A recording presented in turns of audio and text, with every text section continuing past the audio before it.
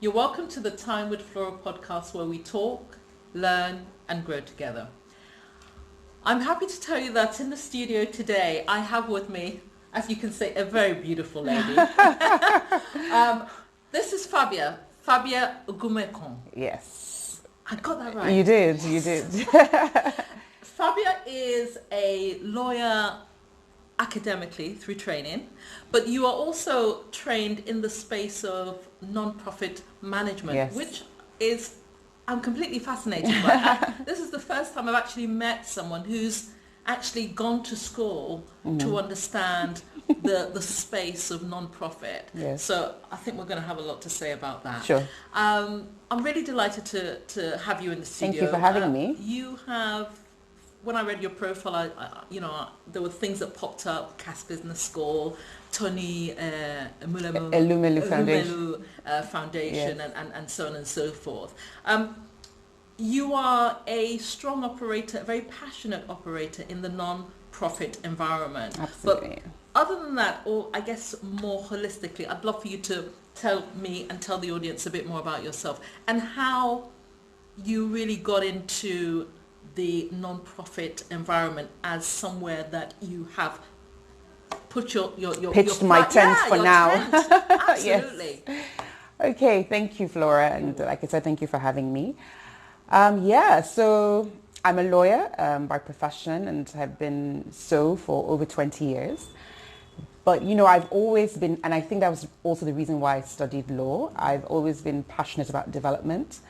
And right from an early age, I sort of knew that I wanted to do something that, now I understand it to be impact, but then I just sort of knew I had the passion for sort of helping people. And so when I was... In what way? Well, to me, I would just call it development. I sort of had a fantasy growing up for working with international organizations like the United Nations, and that's, in that space. Mm-hmm. And so, I think it really sort of grew from that. And then in school, in my studies, especially at A-levels, I did politics and I did British and American politics. Yeah. And when I was doing American politics especially, I fell in love with the whole concept of the civil rights movement and, the whole sort of concept of the U.S. Supreme Court and how it sort of did a lot of stuff in terms of, sort of affirmatively pushing for positive policies and laws and all of that. So I really, my passion even grew even more then from doing civil liberties and those sorts of studies. Yeah. And when it came to sort of choosing a degree, it was always hovering around either politics or law. And law was sort of presented to me then as a very flexible career or very flexible degree. And but then it was really always about, even when I read my personal statement that I wrote at 18, it's really interesting because it just sort of hones in to that interest and passion for impact, and more specifically impact on women and children. Okay. And so I worked for many years in corporate law and in corporate practice, but somehow, interestingly, I always hovered around. I found I was really more interested in issues that I would call the softer issues of law. Yeah. Okay. So while, in starting off my career and in my training, I did a lot of stuff around sort of mergers and acquisitions and working really in the corporate side. And then the few sort of opportunities I had with litigation and that was going to court, I found, it was really, the subjects or the issues around preservation of marriage or estate planning, where it really had to do with families and being able to touch the beneficiaries. And even with corporate law, I found I was more interested in corporate secretarial practice, which is essentially sort of looking after companies and, looking after shareholders. Yeah. And I found that a lot more... Like a company secretary. Exactly. Yeah. And I found that more interesting than sort of working on the next big deal and putting companies together and, like I said, mergers and acquisitions and that sort of thing. So entrepreneurs who had come through the Tony Elumelu Foundation program. Okay, so what... In all this time, when you have garnered a lot of experience and knowledge academically, on a general basis, what has this taught you? What has all this taught you about the landscape of NGOs, not-for-profit in Nigeria? And in the wider Africa environment as well, because I'm sure you've also been able to touch those areas as well? So many lessons learned. So many lessons learned. One, even though there's regulation, it's still a highly under-regulated space. So in terms of incorporating and getting the legal registration for NGOs and all of that, that's there, and that's handled by the Corporate Affairs Commission. But in terms of just even knowing the sheer numbers of non-for-profits that exist in Nigeria, I mean, I remember trying to do some research as part of my dissertation, and I couldn't get that information. I had a colleague who actually worked with the Corporate Affairs Commission at the time, and there really was no information. There was no data. There was a sort of rough figure thrown out there of over possibly 400,000 different NGOs that exist, but nothing concrete. So one of the things that I've definitely understand about the sector is that there's not enough information really about who's doing credible work, who's really doing work that is impactful, and that comes to bear when you talk about funding and the ability to fundraise. So what is the implication of a scenario like that? Exactly. So it's the ability to even know who's credible in the sector. There have been many, many stories of, working with NGOs who haven't really used the funds to achieve the objectives that they've set out in public to achieve. Certainly that they position, they be invested in, And of course, then the issues of for those who are actually doing credible work, it's fundraising, it's even the ability to tell your story and to be able to share, for people to know or the wider public to actually know what you're doing. So what I found is that there are so many non-for-profits out there who are actually doing great things, but nobody knows. And if no one knows, and in the past it was fine, you would have 2 or 3 different funders who knew you and who you worked with. So you were doing some projects for the EU, and you're doing some projects with maybe one of the embassies or a private donor or foundation is funding your project. Sometimes that has historically been enough to coast you through. But now in the age of social media and in the age of, like I said, now every Tom, Dick and Harry has an NGO now, right? So the competition is more, right? And then there's a whole sort of global issue around even the funding space for NGOs, which is sort of dwindling. So you really have to be able to prove your credibility now. And, so I'm finding that sort of now very interesting. A lot of NGOs are really having to tell their story and get into the business of publicity and media and communications, which traditionally is not. Most NGOs will tell you they want to focus on the programs and actually get the work done, as opposed to sort of engaging in those sort of spaces. And it's the reason because they are fighting for a share of wallet, or whether it be wallet, whether it be funding, and it's about how much they can get themselves noticed and things like because, that. with the funding structure of a non-for-profit, so it's non-for-profit, but that doesn't mean they don't make profit, or you're not allowed to make profit. You are, of course, either trading in a service or providing some level of consulting, or even just doing some social good, which costs money because it's projects-based, right? And so traditionally, NGOs raise money from donations, grants, some now levels of trading and service provision, but largely grants and donations. That's really how not-for-profits traditionally, exactly. So the pool of possible donors and reliance on philanthropy is obviously dwindling for the amount of people of organizations playing in that space. Because I've certainly seen over the years a lot more of a push for demonstrations of self-sufficiency as well, even though typically traditionally, it would have been, as you said, donations or what have you. But now there's almost an element that says you now need to have actually your business development exactly that can self-fund some of those things while you're, so there's a lot more to prove now. So exactly what you said. Now there's a push that you have to be sustainable. Right? You have to be sustainable. You have to.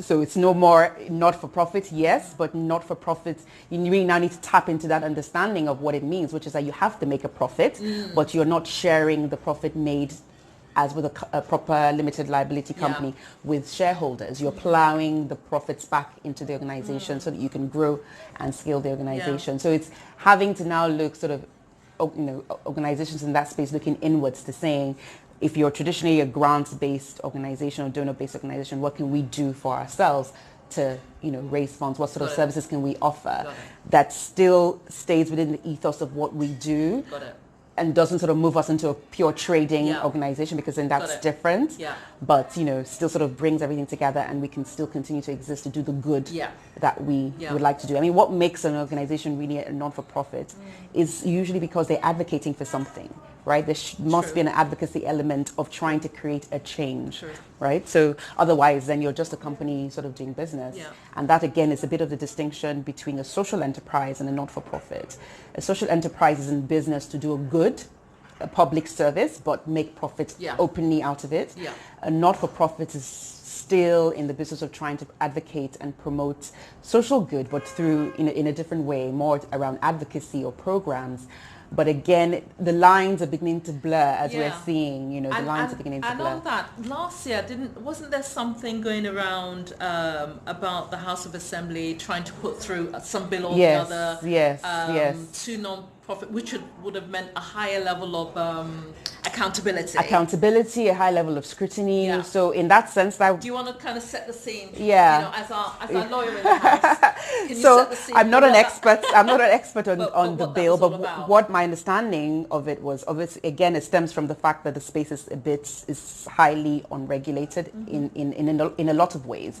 Regulated in terms of incorporation and the sort of basic things you're meant to do on a yearly basis, but then largely not enough regulation in terms of follow-up and understanding of ensuring that the purpose for which you're set up is, you know, you are fulfilling that purpose. Yeah. So I think the NGO Bill was really a bill to be able to regulate funding that comes into NGOs and have sort of like a common purse, a common central purse for which the funds can then be sort of divvied up, so to speak. So it was almost a bit of I'm not really sure where the funds were supposed to come from, but I know that's definitely a part of it. And the part where NGOs were a bit worried about and kicking against was the idea of regulation in that way of regulating our funding. So as a private organization, as a private company, I'm allowed to source and raise my funds, you know, so I can write a grant or accept donations. Yep. But then the law was going to sort of restrict that in some ways. Yeah. The law was also, and I think, another reason why the NGOs were kicking against that was also the fact that NGOs are supposed to have a level of autonomy, right? So especially on the advocacy side, right, we're referred to as a third sector, right? That's correct. So obviously there's government, there's private, and then there's the third sector. Yeah. And we still need a strong third sector in Nigeria and in Africa, right, to act almost as a watchdog. One, to fill in the gaps where government and private sector fail, right? There are just certain things that private sector won't touch. And that traditionally public sector domain, but public sector can't get to where the NGO... I'm fascinated to hear you speak. I guess my next question is about Whisker. Yes. And what you're doing there, and because I remember when we first talked about Whisker, I said, "Oh, Whisker, but there's WIMBIZ." Yes. Is it like WIMBIZ? Because of course WIMBIZ is the one that seems to have all the attention. Yes. So. Here's a platform to kind of educate us about Whisker. Yes. So Whisker is Women in Successful Careers, and it's a not-for-profit that I work with, and I am the executive secretary of Whisker. And it's essentially a mentoring platform. We describe our vision as developing the next generation of women for leadership, developing women to build a better nation. Whisker is in its 12th year. And I would, say doing a great job, and has been doing a great job consistently, small by small, building its impact over 12 years. So in 12 years, we've impacted over 6,000 men and women. So even though it's Women in Successful Careers, our programs, our open series programs are open to both men and women. Fantastic. And we have a core flagship program, which is the Win with Whisker mentoring program. And it's essentially a program for young women in entry level to mid-level in their careers who want some level of upskilling and want to understand what it means in terms of organizational dynamics to build a long-lasting career within either the formal workplace or in enterprise. When we started, and Whisker was founded by Amina Oyabola, who's a lawyer as well and a corporate services executive for many years. She founded it because she rose to the top of her career, but in that, in her rising, there was a story and there was a journey of the importance of having a support network, and the idea of balancing and integrating what is supposed to be life and what is supposed to be work, and navigating even within the corporate world, the internal politics of what it means often to be the only woman in the space of leadership. And so that's inspired by a fellowship program which she did with the African Leadership Institute, West Africa, Aliwa. She set up Whisker 12 years ago. And since then, like I said, it's impacted and grown over 6,000 men and women, and over 300 women in the core flagship mentoring program. So these are young professional women who want to scale or want to just, continue to be on a trajectory for leadership in their chosen careers. And we define a career as where you've decided to pitch your tent for a good amount of time. It's not forever, because we also talk about being able to move within and have different careers in one lifetime. So it's a mentorship program, and it's a structured mentorship program, which is what I think is unique to Whisker. It's a structured mentorship program, and it's on for 12 months. So it's on for a full year. Wow. So it's almost like a mini management course. And there's so many different interesting aspects to it. You're matched with your own mentor. So mentoring is really the heart of what it is that we do.